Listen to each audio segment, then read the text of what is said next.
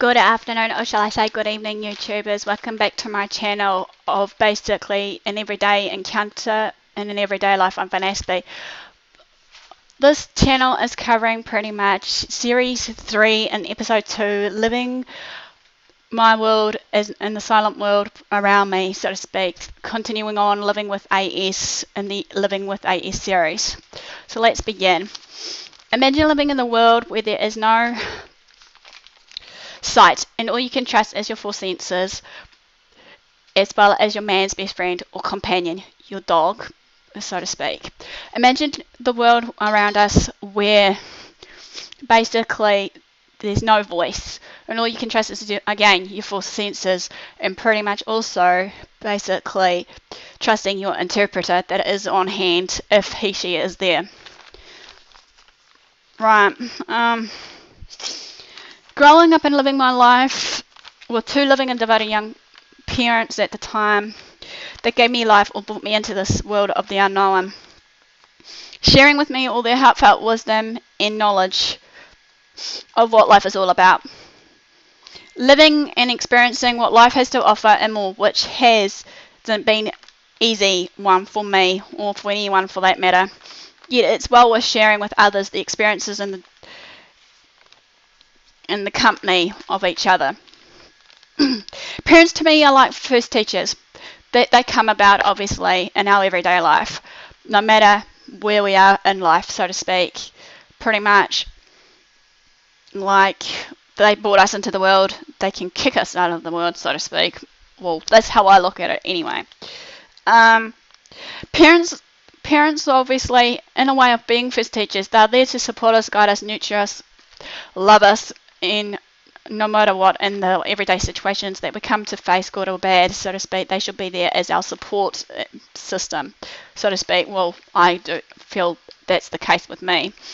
No matter what happens to a child, however, they should and would always be there for that child, given the uptake of what they've been through, pretty much, as I said, good or bad, of the situations that they face at that given moment of time. I'm proud to say that I am humbled and blessed to have my parents together, putting up with me through the temper tantrums, my meltdowns, my first dates, my heartaches, my heartbreaks, so to speak. Without having them in my life and journey today, pretty much, of what I've been through, I wouldn't be who and what I am today, or what I am becoming today, as in the past, present, and in the future. Okay, born and bred as a New Zealand European. However, I was born in Hamilton, pretty much, until my parents decided to move in December 95, pretty much, to a small town, or shall we say, before then, when I was 1 or 2, I was basically moved. Well, we moved again, basically, in a small town of Te Awamutu, the king country of pretty much the dairy farming community, pretty much. In 95 of December, they decided to move to Palmerston North to better ourselves, which in that case I was 5 or 6, so to speak, primary school level, pretty much. And again, they decided to move in December 2001 of June, pretty much, which is basically based on their wedding anniversary, to live in where they're residing now, so to speak. Okay, when I was in mummy's womb, or shall I call it mummy's nest, as I would like to call it, nest of comfort, pretty much Dad used to joke around and pretty much always predicted, pretty much, when I was in there, that I would be a little bookworm, pretty much, maybe, to this day, maybe I am. Also, another prediction was from my father was pretty much when my mum used to carry me, or she carried me, that how to word it, he pretty much predicted that even though my mum always had the headphones on her belly, I'll be either dancing or singing or, well, kicking in time with the beat. To this day, like, pretty much when I was like 2 or 3, I pretty much would have known all these songs that used to be played while mum used to have it on her belly of the headset, pretty much, of the songs. I was living my life as normal as possible, like any young child. However, And obviously the question is, what is normal? Pretty much. More uptake on this pretty much on the next series over of normality. You're joking, right? In my next video journal blog. Anyway, when I was younger, I was living my own world, a world of silence, where I don't talk. As my parents at that time thought I wasn't going to speak at all. I could say a few words, yet the silence needed to be broken somehow. A world of peace was mine. A peace which is a safe haven for me at that given moment of time of my silence. I did have my struggles like anyone else, as I said, when I was young, of communicating to others and the fear of the unknown, and the fear of pretty much maybe being judged of how I'm going to speak and act towards these neurotypical people, or shall we say normal people around me. And my mindset as a young child, as any other given child, birthright pretty much, as the questions will arise, will they accept me for who I am, what I am, pretty much, or find me a freak, or some other kind of label that kids carry sometimes to this day on forward, up to them when they get bullied and whatnot, as I've mentioned so many times before in my last video. When I was attending primary school, however, I did have speech therapy lessons to help aid with my speaking, pretty much because I did have a bit of a speech impairment or lack of communication skills, as well as a communication breakdown period that I struggled with putting sentences together, as well as making sense of the world around me, since yes, I knew I was different from there on in when I was in primary age. As I grew older, however, I do now have a tendency to feel more at ease now talking to people. Yet I do now and again have sometimes panic anxiety attacks that comes into the territory on my AS. When I'm in a large group, however, that's happened. I did, however, start talking at the age of 6 or 7 years of age. Since then, I couldn't stop talking. Yet parents taught me there's a right and wrong time to speak, so to speak, as well as when you are spoken to, speak then as well, given that courtesy.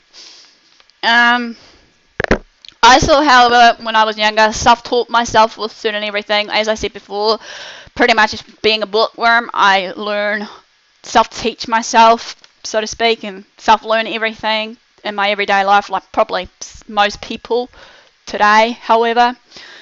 I still do, because obviously I love to read, as reading was something I can imagine to be somewhere else at that given moment of time of that, unknown world that I was growing up. Today, however, now and again, I do have a tendency to have a communication breakdown.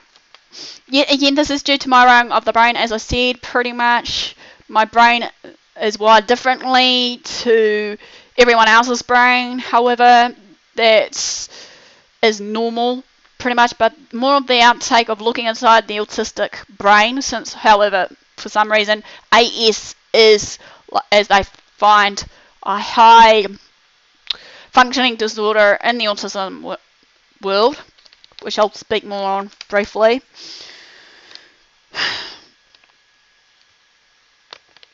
I have also been based on a delay of communication or answering people in a group or one-on-one sometimes as well. Yet, word of advice for you all here on in is, all I can ask for is for you to be patient, be in my shoes, be understanding and empathetic, so to speak. I do try my hardest to say what I say, or mean what I say, yet sometimes it does come out wrong, or sometimes when I do speak, it doesn't come out the right way, and I don't mean to say it. Sometimes, as I've said to myself, I do sometimes come up as rude, abrupt, and what have you when I do try to speak my piece of mind, which I'm learning to now stand on my own 2 feet and speak out more pretty much on how I feel and whatnot. I do go for a loss of words from time to time, however. Yes, these are many more of my struggles as listed now, of the communication breakdown, pretty much loss for words, pretty much trying to figure out how to put my sentences together and, approach the person pretty much in the right, respectful manner and more. Yet, as I said, if you're patient enough with me, that I will get my message across to you somehow. Yet, I do have a tendency, I love to write, pretty much, and I write in depth, and in that writing of mine, my creative writing, pretty much there is a hidden message for me to share, even if I can't speak it out. Hopefully, many people will read and understand where I'm coming from in that hidden message, so to speak. Trust, as we know, we need to gain and build, so to speak, with others around us. Yes, I do have the tendency to have some trust issues with certain people that I have come and met across in my life. Pretty much, as I said in my introduction, that sometimes I put in a collection of boxes, pretty much of different labels of different people, like many people might do with me being an Aspie. Again, another note here to actually encourage you all to be aware as well as being an Aspie young woman, however, by all means, to me, of their necessity and exclusion for many reasons, if not by choice, however, being on my own, that I can give myself more time pretty much for my inner life, my inner peace, my inner strength and more to gather up my thoughts and whatnot, especially in those meltdown points when I'm socializing with you all. Yes, however, I do work differently, as we say, pretty much. Yet, if we work together somehow in a positive environment, however, this can create a win-win for both of us in the matter of just understanding one another and meeting each other's needs, coming in together in the middle instead of apart, so to speak, in the way of connection. Well, pretty much this is the end of my short series of Living with a S series, episode 2, pretty much, Living in the Silent World. Pretty much. Hope you have known me more in this channel, or blog, shall we say, as we continue to travel this journey together on this. So, until next time, much love and peace out to you all. Have a good night, or whatever day it is over where you are, and I'll see you guys soon.